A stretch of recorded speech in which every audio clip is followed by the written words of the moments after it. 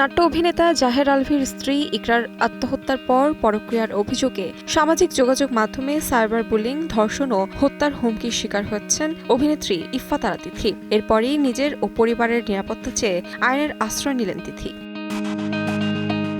অভিনেত্রী নিজের ও পরিবারের নিরাপত্তার কথা বিবেচনা করে সংশ্লিষ্ট থানায় একটি সাধারণ ডায়েরি করেছেন। তিথি জানান, গত কয়েকদিন ধরে তাকে লক্ষ্য করে বিভিন্ন ধরনের হয়রানি চালানো হচ্ছে। তার অভিযোগ, সাইবার বুলিংয়ের পাশাপাশি কৃত্রিম বুদ্ধিমত্তা এআই ব্যবহার করে ভুয়া ছবি তৈরি করা হচ্ছে এবং তার পরিবারকে জড়িয়ে মিথ্যা ও মানহানিকর তথ্য ছড়ানো হচ্ছে। এমনকি হত্যার হুমকির মতো গুরুতর হুমকিও দেওয়া হচ্ছে বলে দাবি তার।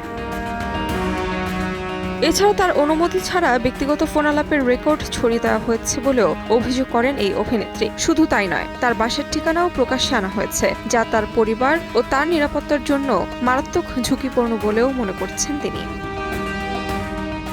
তিথি আরও জানান, বিষয়টি ইতিমধ্যে আইনশৃঙ্খলা রক্ষাকারী বাহিনীর নজরে আনা হয়েছে এবং প্রয়োজনীয় সব তথ্য প্রমাণ তাদের কাছে জমা দেওয়া হয়েছে। ভবিষ্যতে যদি কেউ তাকে নিয়ে মানহানিকর প্রচার বা সাইবার ট্রলের চেষ্টা করেন, তবে তাদের বিরুদ্ধে আরও কঠোর আইনি ব্যবস্থা নেওয়া হবে বলেও সতর্ক করেন তিনি। তাহমিনা তন্নি, সময় সংবাদ।